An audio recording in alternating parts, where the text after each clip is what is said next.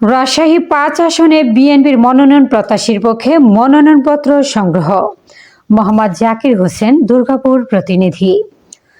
রাজশাহী আসন ত্রয়োদশ জাতীয় সংসদ নির্বাচনের পরিপ্রেক্ষিতে রাজশাহী ৫ আসনে বিএনপি মনোনয়ন প্রত্যাশী রাজশাহী সাবেক এমপি অ্যাডভোকেট নাদিম মুস্তফা সুযোগ্য পুত্র জুলফার নাঈম মুস্তফা এর পক্ষে মনোনয়নপত্র সংগ্রহ করা হয়েছে।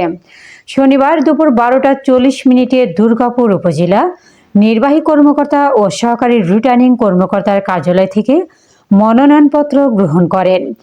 এ সময় উপস্থিত ছিলেন দুর্গাপুর উপজেলা বিএনপির সাবেক সভাপতি এস.এম. আকবর আলী বাবলু, দুর্গাপুর উপজেলা বিএনপির সাবেক সাধারণ সম্পাদক মোহাম্মদ আব্দুস সামাদ, দুর্গাপুর পৌর বিএনপির সাবেক সভাপতি মোহাম্মদ আব্দুল আজিজ মণ্ডল, পুঠিয়া উপজেলা বিএনপির সাবেক সাংগঠনিক সম্পাদক মোহাম্মদ রফিকুল ইসলাম রফিক, উপজেলা যুবদলের সাবেক আহ্বায়ক চয়ন শেখ, পৌরসভা ৭ নম্বর ওয়ার্ড সাবেক কমিশনার শ্রী সুনীল চন্দ্র প্রামাণিক, সাধারণ সম্পাদক আরমান কবির সুজন, দুর্গাপুর উপজেলা যুবদলের সহসভাপতি ইঞ্জিনিয়ার কাউসার আহমেদ, দুর্গাপুর উপজেলা ছাত্রদলের আহ্বায়ক ইমন আহমেদ সুমন, পুঠিয়া বিএনপি নেতা পলান সর্দার, পুঠিয়া যুবদলের সাবেক সাংগঠনিক সম্পাদক হুদা বাবু। এ সময় বিএনপির অঙ্গ সংগঠনের নেতৃবৃন্দ বলেন, দুর্গাপুর পুঠিয়ার উন্নয়নের ধারা অব্যাহত রাখতে সাবেক এমপি অ্যাডভোকেট নাদিম মুস্তফার সুযোগ্য পুত্র জুলফার নাঈম মুস্তফাকে দলীয় মনোনয়ন দিবেন বলে আশাবাদী সাধারণ মানুষ।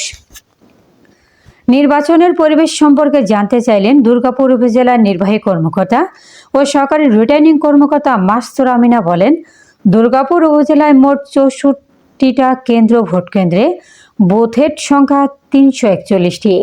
সবগুলোই মোটামুটি নিরাপদ পদক্ষেপ নেওয়া আছে এবং কোথাও কোনো প্রকার বিশৃঙ্খলা হওয়ার আশঙ্কা নেই এবং সকল ভোট কেন্দ্রে প্রশাসনের নজরবন্দি থাকবে।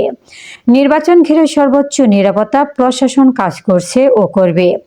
নির্বাচনী এলাকায় উৎসবমুখর পরিবেশ বিরাজ করছে। একটা রাস্তা কাঁচা নাই, সমস্ত রাস্তা পাকা করেছে অ্যাডভোকেট নাদিম মুস্তফা। এখন এই যে 30 বছর 25 বছর 30 বছর হচ্ছে এই রাস্তাগুলো তৈরি করা, এই রাস্তার আর কোনো কাজ হয়নি, কোনো উন্নয়ন হয়নি, ভেঙে গেছে। এখন এই রাস্তাগুলো আবার সংস্কার করার জন্য, আবার দুর্গাপুরের উন্নয়নের জন্য আমার উনি যে উন্নয়ন করেছে তা উনি বাংলাদেশের একজন মডেল এমপি এবং এত জনপ্রিয়।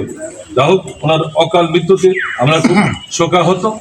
ওনার সুযোগ্য পুত্র অ্যাডভোকেট জুলফার নাঈম মুস্তফা বিস্ময় ওনার আব্বার সাথে, আমাদের সাথে, পিতার সাথে ঘুরেছে। উনি পুঠিয়া দুর্গাপুরের মানুষকে আশ্বস্ত করেছেন যে আমার আব্বা আপনাদের সাথেই ছিলেন, ঠিক কথা দিয়েছিলেন যে যতদিন আমি বেঁচে থাকবো আমি আপনাদের সাথেই থাকবো। আল্লাহর অশেষ রহমতে উনি ছিলেন, আল্লাহ ওনাকে নিয়ে চলে গেছে। তার পুত্র আমাদের কাছে কথা দিয়েছে, আমি পুঠিয়ার জনগণের সাথে আমার আব্বা যেভাবে ছিলেন আমি ঠিক একইভাবে থাকবো। জনগণ